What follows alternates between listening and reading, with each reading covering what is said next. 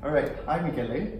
So after delivering the session, what is your take on using 80-20 rules in designing the business model canvas, given that the participants only have 1 month left until their final presentation? Yeah. See, my recommendation is absolutely to go very focused and very 80-20 in this. And very specifically, I think different parts.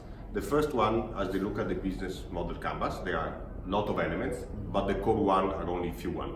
It's about who is your customer, the value proposition, and your cost and revenue component. So this is the core of it. If they have time, they can go to the other elements, but I will focus on these three. This is point number one.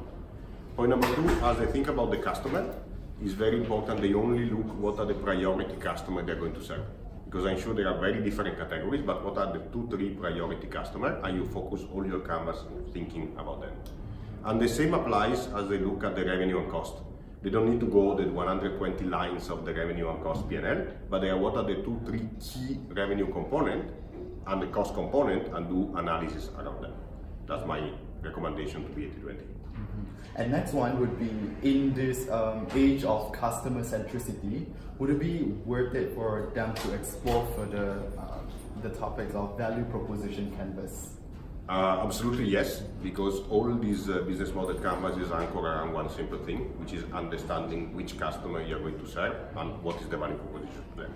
And therefore, it's very important that as part of this exercise, they go deeper in segmenting and understanding what are the customer values and needs, and therefore what would be the value proposition of the business to them. So my answer to that is absolutely yes. All right, any final key advice to our participants for YLA 2019? No, I think first of all, to advise, have fun. This is always the rule number one. But the second one, think business back. So not think, how do you say, just filling a template, but more think from a business perspective, from a customer perspective, what they're trying to achieve. That's my recommendation. All right, perfect.